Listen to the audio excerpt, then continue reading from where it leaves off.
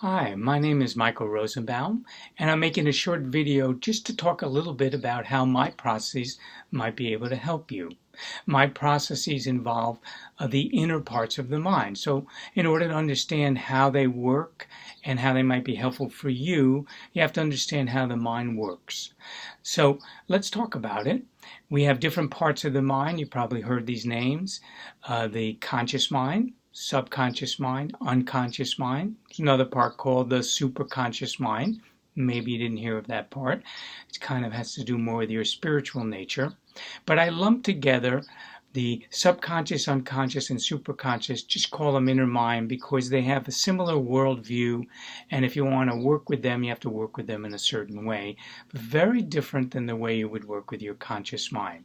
Now here's what the conscious mind does. The conscious mind is your logical mind and rational mind. It helps you figure things out. In fact, it loves to figure things out. It loves to plan things, which is all well and good. However, the conscious mind, when scientists study it, they rate the conscious mind as somewhere between 5 and 10% of your mental capacity. Small number. Now, this inner mind is the other 95%. So let's see what that's doing. Well, one of the things the inner mind does is it controls all the chemicals in the body, all the signals that go back and forth. So if you have something that needs healing in your body, well, it's the inner mind that turns on those mechanisms to heal that. Another thing about the inner mind is that all memory is in the inner mind. Everything that's happened to you from the day you were born and forward, and actually it even starts in utero, because as a regression therapist, I do womb regressions all the time with people to discover how they were impacted by what their mother and father were feeling. And a lot of tendencies started even before you were born.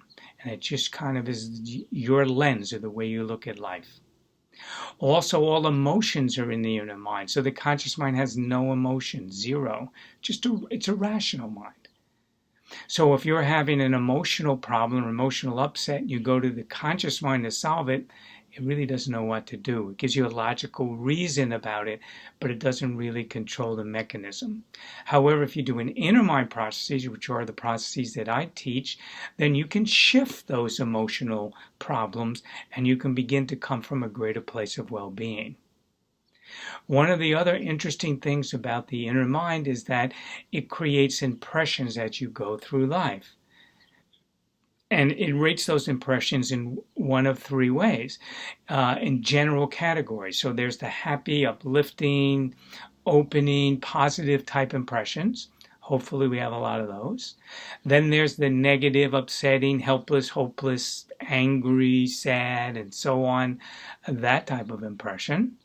And then there's neutral. You kind of don't feel one way or the other about it. And as you go through life, your mind takes a snapshot and it creates one of those three impressions. One of the laws of the inner mind is the mind defaults to the strongest impression, whatever that is.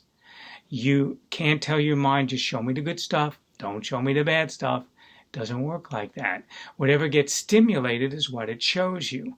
So as you go through life, if something bothers you, someone walks in the room or says something, or your spouse says something that bothers you, and you get triggered or upset, well, the upset's really not that much about that person as much as they're a trigger for something else that is unresolved in your life that might have happened a long time ago. Kind of like somebody hitting an open wound. And so to solve that problem, you can't really solve it by trying to fix what's in front of you, because it doesn't have a lot to do with that. It has something else to do with you, the way you responded to something else. So my processes help you discover and release the way you put it together in those impressions.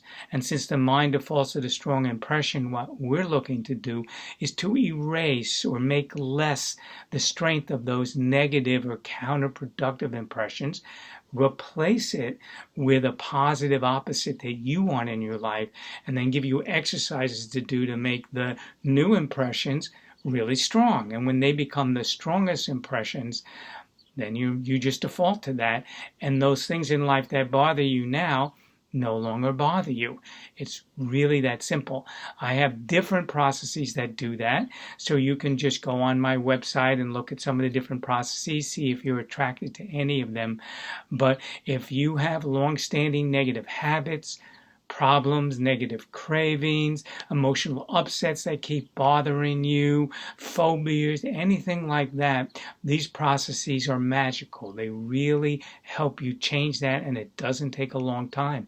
In a matter of 1, 2, or 3 sessions, you can begin to accomplish a lot, and I can teach you ways to work at home to keep that going. So if any of that sounds of interest to you, pick up the phone, give me a call. I'd be happy to have a 15-minute free consult with you and discuss your issues and problems and how I might be able to help you approach them and solve them. Okay, thanks for listening to this.